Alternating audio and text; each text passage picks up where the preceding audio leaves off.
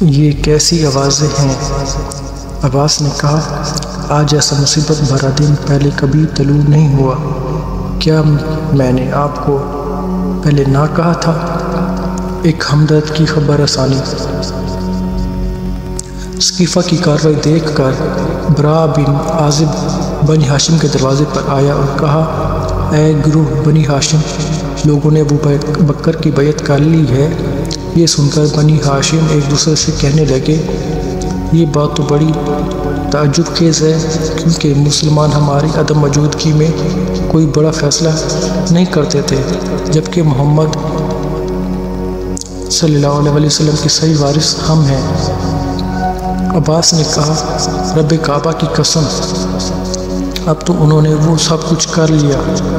اس سے قبل عام مہاجرین اور بزرگ انصار کو یقین تھا کہ حضرت صلی اللہ علیہ وسلم کی نیابت حضرت علی علیہ السلام ہی کریں گے۔ الغرض مہاجرین اور انصار کو حضرت علی کی خلافت میں کسی طرح کا شک نہ تھا۔ مورخ طبری لکھتے ہیں، سقیفہ کی کارروائی کے بعد قبیلہ اسلم کے لوگ مدینے میں آئے اور ان کی وجہ سے مدینے کی گلیاں اور بازار بھر گئے۔ انہوں نے حضرت ابو بکر کی بیعت کی اور حضرت عمران ایام کو یاد کر کے کہا کرتے تھے، جب میں نے قبیلہ اسلم کو دیکھا تو مجھے اپنی کامیابی کا یقین ہو گیا اور میں نے اسے خدائی مدد تصور کی۔ بیعت کی خواہش مند افراد حضرت ابو بکر کو لے کر مسجد میں آئے اور حضرت ابو بکر منبر نبوی پر بیٹھ گئے اور لوگ ان کی بیعت کرتے رہے، یہاں تک کہ بدھ کی رات آ گئی اور لوگ اس مصروفیت کی وجہ سے دفن رسول میں شریک نہ ہوئے۔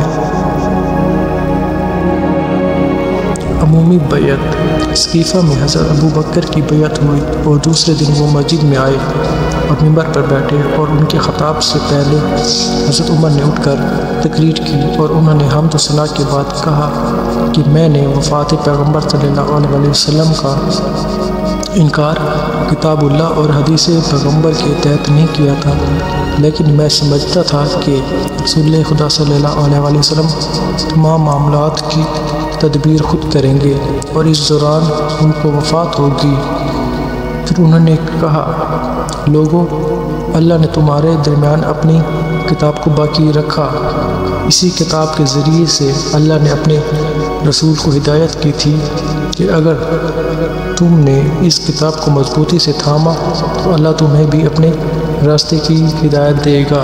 اللہ تعالیٰ نے تمہارا حاکم اس شخص کو مقرر کیا ہے جو رسول خدا صلی اللہ علیہ وسلم کے بعد باقی لوگوں سے بہتر ہے، اور وہ حضور صلی اللہ علیہ وسلم کے ساتھ غار کا ساتھی ہے۔ اب تم اٹھو اور بیعت کرو۔ بیعت سقیفہ کے بعد لوگوں نے حضرت ابو بکر کی عمومی بیعت کی۔ بخاری میں ہے، ان میں سے کچھ لوگ اس سے قبل سقیفہ بنی سعدہ میں بیعت کر چکے تھے، مگر انہوں نے بھی عمومی بیعت کے وقت دوبارہ بیعت کی۔ انس بن مالک کا بیان ہے، میں نے حضرت عمر کو حضرت ابو بکر سے یہ کہتے ہوئے سنا، آپ منبر پر بیٹھے۔ آخر کار ابو بکر منبر پر بیٹھے، لوگوں نے ان کی عمومی بیعت کی۔ جب بیعت عمومی اپنی تکمیل کو پہنچی تو حضرت ابو بکر نے خطبہ دیا، جس میں حمد و ثنا کے بعد انہوں نے کہا، لوگوں، مجھے تمہارا والی بنایا گیا ہے، جبکہ میں تم سے بہتر نہیں ہوں۔ اگر میں اچھا کام کروں تو میری مدد کرنا، اگر میں غلط کام کروں تو تم مجھے سیدھا کر دینا۔